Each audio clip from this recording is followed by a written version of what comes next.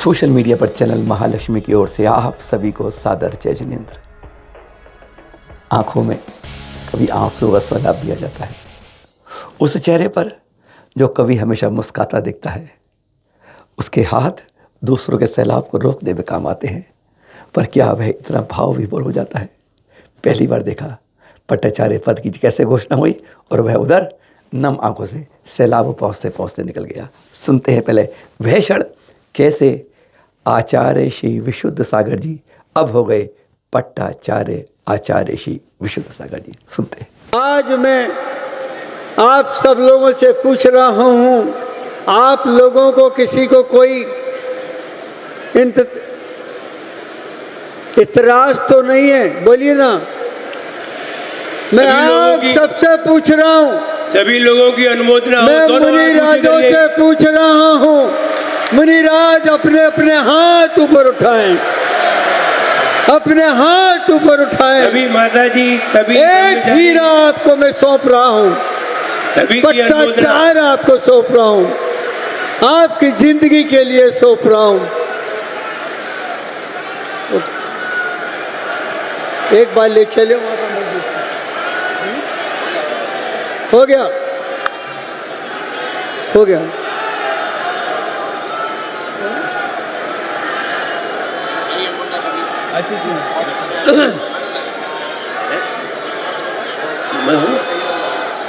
देखिए, बोलिए। गुरुदेव के ज्येष्ठ गुरु भाई आचार्य श्री पुष्पदंत सागर मुनिराज ने यह घोषित कर दिया और हमारे सभी संघ ने, सभी आचार्यों ने, सभी उपाध्याय परमेश्वरियों ने, सभी गणनी माताजियों ने और संघस्थ सभी माताजियों ने, ब्रह्मचारी ब्रह्मचारिणी सभी दीदियों ने, भैया ने और सकल समाज ने और यहाँ तक अखिल भारतीय विद्वत परिषद विद्वानों ने, सभी ने हर्ष के साथ स्वीकार किया है कि आचार्य विशुद्ध सागर जी महाराज को पट्टाचार्य पद पर आसीन किया जाए। पट्टाचार्य के रूप में पहला उद्बोधन गदगद कर देगा आप लोगों को। 3 बातें हैं जो आपको ऊपर चढ़ने से रोक नहीं सकती, बस इन 3 का रखो ध्यान, समझ लो। अब चढ़ते जा रहे हो क्षितिज पर, बनोगे महान। सुनिए जरा। मैं छोटा सा बालक, आप देख रहे हो इस सिंहासन कितना बड़ा है। 1 गज का होदा हो, हाथी का पलांद हो, उस पर एक नन्हे से बच्चे को बिठा दिया गया हो। ये मुझे कभी संभावना नहीं थी, कभी संभावना नहीं थी, परंतु नियति की नियतता, विधि का विधान और गुरु का आशीष जिसके पास है उसे कोई ऊपर उठने से रोक सकता नहीं। ये हमारे गुरु भाइयों का गुरु आज्ञा पर वो अपने गुरु भाई को लिए इस प्रकार से ऊंचा बिठाल देना, यानी जिस स्थान पर आपने बिठाया है वो स्थान सा भरा रहे और पूरे राष्ट्र और विश्व की कल्याण की दृष्टि से यहाँ बैठ करके वह निर्णय हो जो भगवान महावीर के सिद्धांतों के ऊपर पूर्ण सटीक उतरते हों, वे निर्णय न हो तो जिनागम के बाही हों, मृदुलचर्या से युक्त हों। जो भगवान महावीर की सिंह वृत्ति है वो सिंह वृत्ति गुंजयमान हो। अनुभव बताया 1988 में 3 मुनिराज आए थे, इसी ग्वालियर भिंड की बात कर रहे थे। कैलाश गिरी बैठे थे, वो इशारा उन्हीं की तरफ था।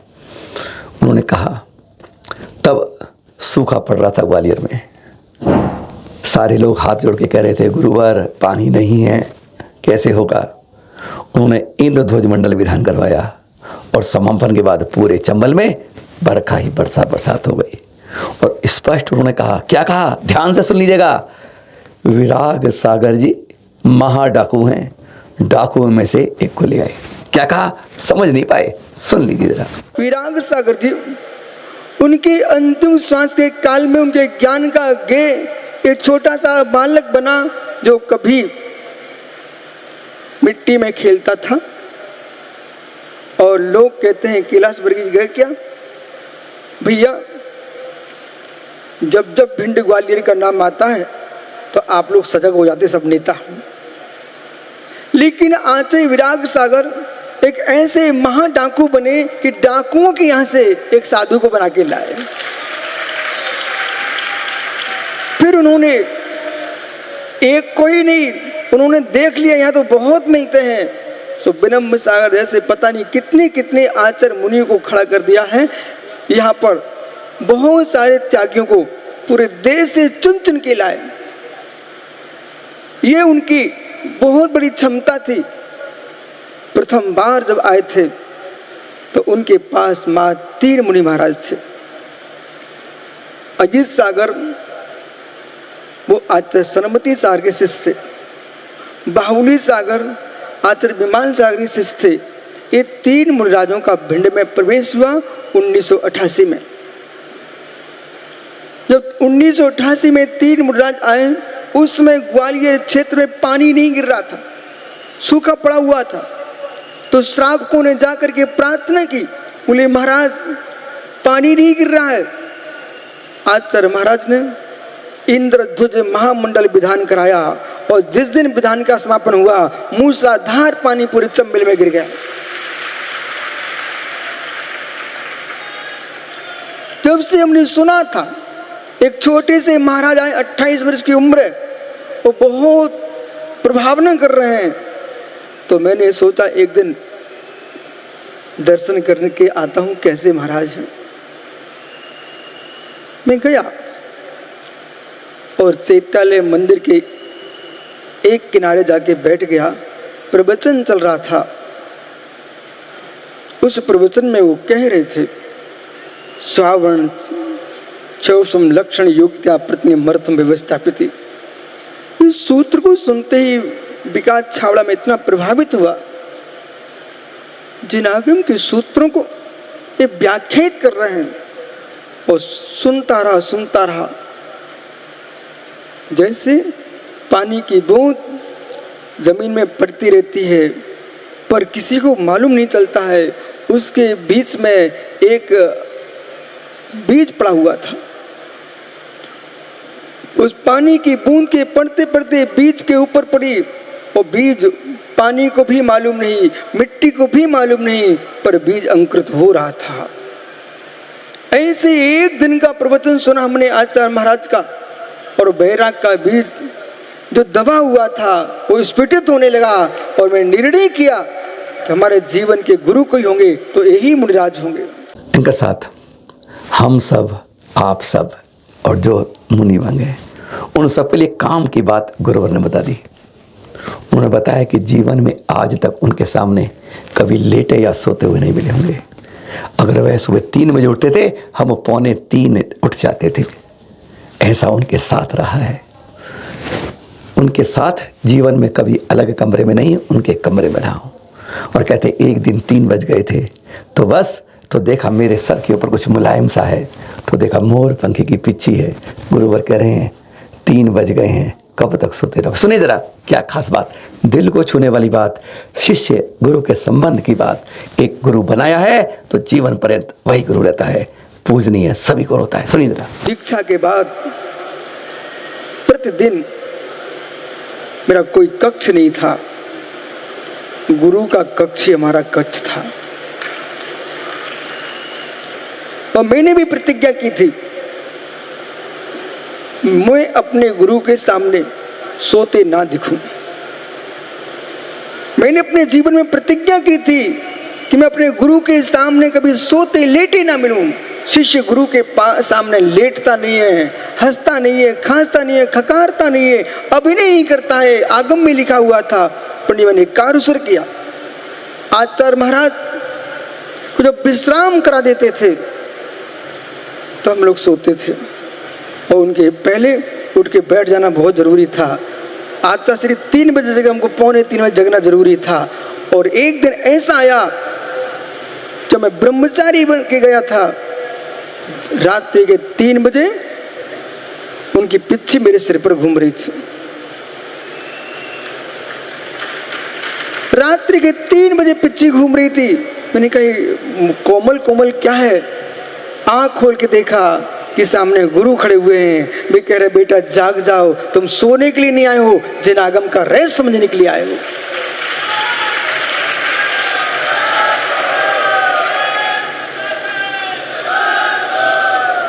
तीन बजे उठा के बिठा देते थे, सोने की जरूरत नहीं। कभी लगा हो इतनी जल्दी क्यों जगा दिया? आज समझ में आ रहा है बेटे तुम जागते रहो, हमारे जाने के बाद तुमको जागते रहना है। आचार्य श्री गुरुवर के आज पहली बार हमने तो आंसू के सैलाब देखा था, नम आंखों देखा था। पर उन्होंने बताया ये नम आंखों तो शुरू से रहती थी। कई कारण थे, बहुत कारण थे, पर खास बात क्या थी उन्होंने बताई।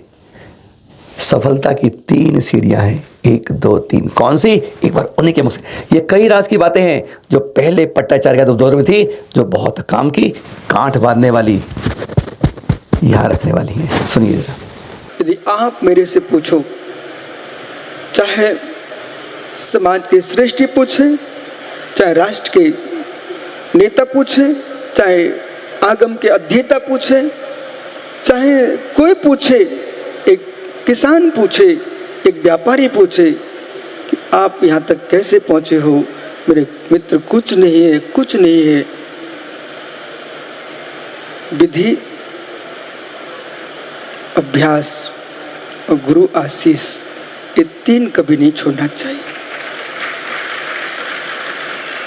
3 कभी नहीं छोड़ना चाहिए। विनम्र सागर ने प्रवचन किया था कि विश्व सागर के आंखों में आंसू होते थे। माता जी ने बोले, कमलांकुर हमारे सहपाठी बैठे हुए हैं, पंडित जी ये भैया ये श्लोक सुनाते थे, जब मैं सुना नहीं पाता था तो ये मुस्कुराते थे। बहुत सारे लोगों के सामने आंखों में आंसू गिराना पड़ते थे। वे आंसू हीन भावना के थे, ये आंसू श्रद्धा के गुरु के श्रद्धा के आंसू। ये सोचता था ये कितना विद्वान है, पर आज मुझे कहना पड़ता है कमलांकुर सबके दिन एक से नहीं होते हैं, सबके दिन एक से नहीं होते हैं। एक प्रतिज्ञा की थी सुब्रत सागर जी, सभी मुनिराज इस बात को ध्यान दो, प्रसन्न सागर जी, सभी माता जी, मैंने तो एक नियम लिया था कि मैं ज्ञानी बन सकता नहीं, कठोर साधना कर सकता नहीं,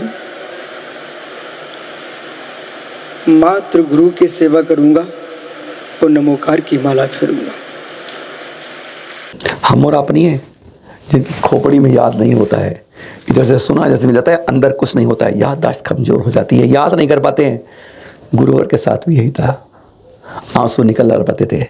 कहते बियावान जंगल में झाड़ियों के बीच में जाके कोशिश करते थे, नहीं याद होता था, झर झर झर बहते थे, गुरुवर का आशीष मिलता था। क्या कह रहे हैं सुनिए जरा। शिक्षा के बाद भी जब पूरा संग अपने में होता था, तब मैं जंगल में खड़ा खड़ा आंखों में आंसू भी गिराता था कभी कि याद क्यों नहीं होता है। तो कभी जंगलों में जा करके आचार्य श्री ने बोल दिया कि तुम जाओ झाड़ियों के मध्य में बैठ करके ग्रंथों का वाचन करो। तो बियाबान जंगल में श्रीयांशगिरी के पहाड़ियों पर जा करके समाधि तंत्र ग्रंथ का हमने पठन पाठन किया और सोचता रहा, पर तब भी याद नहीं हो रहा था। तो एक दिन, जिसको कहें प्रतिबोध कहो, आत्मबोध कहो, अंदर की आवाज आई, आपको ज्ञान होना चाहिए। संक्लिष्टता ज्ञान का कारण नहीं है, शोक निर्जरा का कारण नहीं है, चिंताएं बुद्धि के विकास का कारण नहीं है। बुद्धि का विकास चाहिए तो चिंता का विसर्जन चाहिए, विशुद्धि से ज्ञान बढ़ता है। अभ्यास चाहिए, लेकिन संक्लिष्टता से भी ज्ञान नहीं बढ़ता है। पंडित जी, श्री मूलाचार्य में भट्टगिरि स्वामी ने कहा, वही जिन शासन में ज्ञान है। जैन तत्व विबुद्धि, जैन चित्तम विशुद्धि, जैन अपा शुद्धि तम नाणेम जिन शासन। जिनेंद्र के शासन में तुम्हारे मध्य प्रदेश का मंत्री जब ऐसा बोलता है जिन शासन देव की, तो पूरे समाज को आनंद आता है कि मित्र ये जिन शासन देव की जय बोलता भाई। और जिन शासन देव कोई जगत के देवी देवता नहीं है मित्र। जिन शासन देव तीर्थंकर ऋषभ देव से लेकर महावीर स्वामी, ये जिन शासन देव है। जो महान होता है वह महानतम कार्य करता है। कोई जरा सी, आप सब लोगों ने मुझे इस जगह बिठाया है, पर आप सबको यह सब संग चलाना आप स्वयं को है। यह फक्र मेरे लिए नहीं है, ये विराग सागर जी के लिए है, ये सन्मति सागर जी के लिए है, विमल सागर जी के लिए, महावीर की के लिए, ये आदि सागर अंकली का लिए, ये महावीर स्वामी का पद है। क्या खास बात थी। छोटी छोटी बातों में दिल को छूकर ये कहते हैं गौरवान्वित वाले पट्टाचार्य पद पर। सुनिए, इस ओहदे पर बिठाल दिया है। आकार भी आप देखो, सिंहासन का आकार दिख रहा आपको, ये पूरा आकार हाथी का होदा है। इस सिंहासन पर बिठाला है तो मित्र विनिश्चय सागर जी आप सबने मिलके बिठाया है, आप सबको मिलके चलाना है।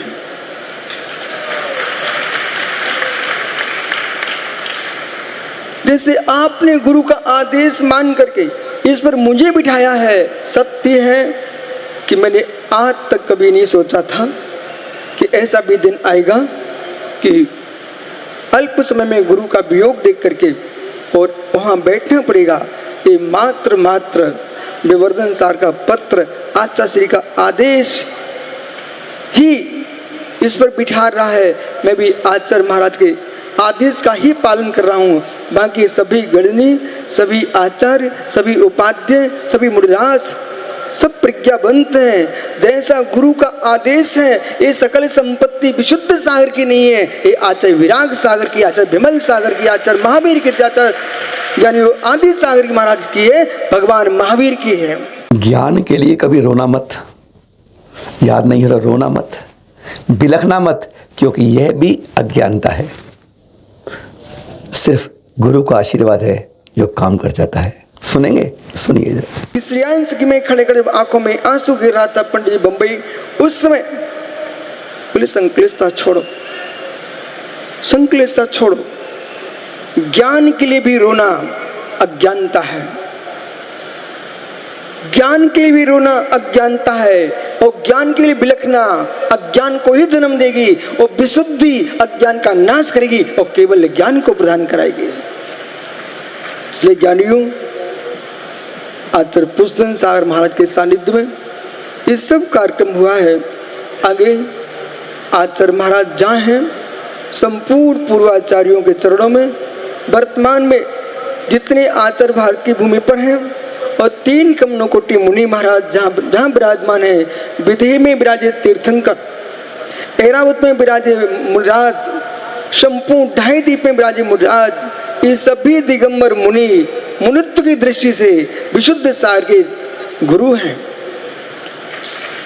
दीक्षा गुरु, शिक्षा गुरु मोदी जी एक हो सकता है, लेकिन संसार के जितने मुनिराज से सभी गुरु हैं। यदि उनकी भक्ति के नियोग से एक गुरु पद पर बिठाया गया है, तो वे ये भी आशीर्वाद दें कि गुरुता का पद गुरुता के साथ निर्वाह हो सके। ये मंगल आशीष हमारे लिए वही से चाहिए जहां आप बैठे देख रहे हो। अपने प्रथम प्रवचन में पट्टाचार्य जी ने क्या कहा?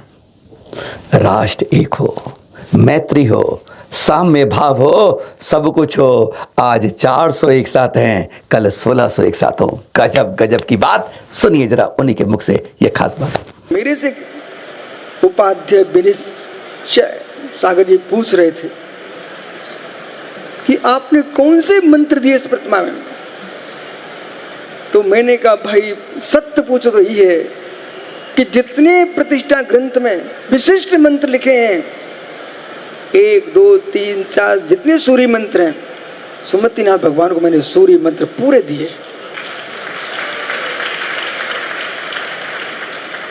जो प्रतिष्ठा ग्रंथ में नहीं भी था वो भी पंडित मैंने एक सूर्य मंत्र दिया है।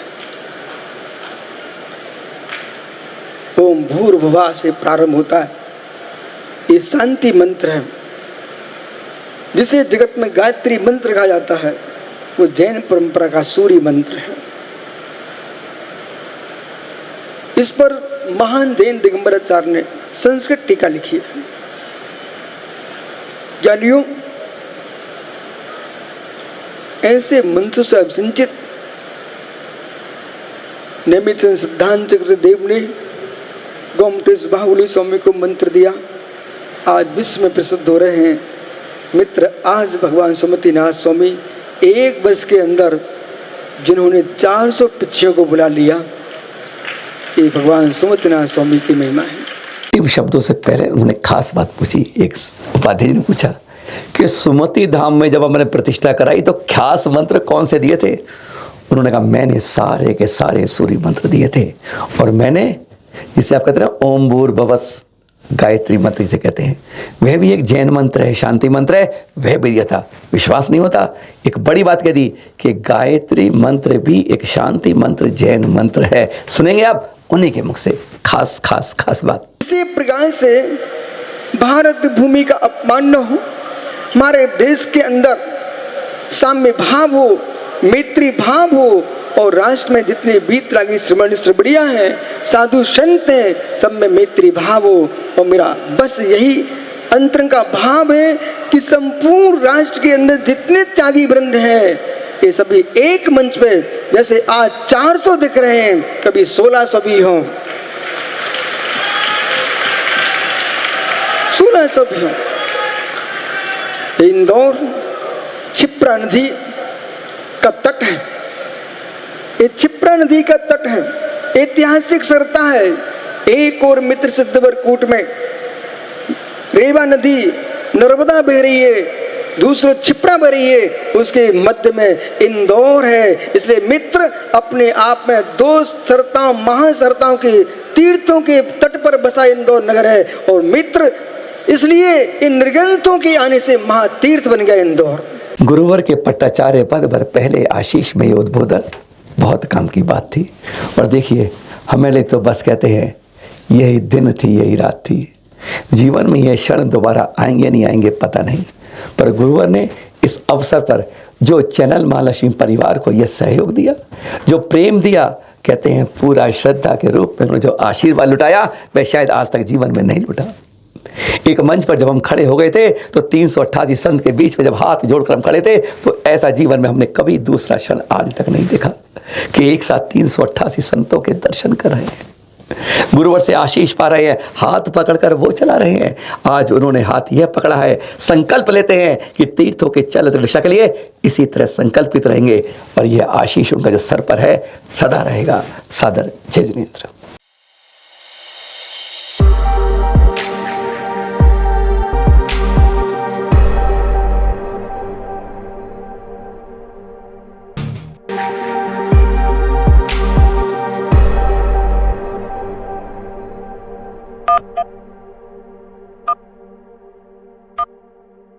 you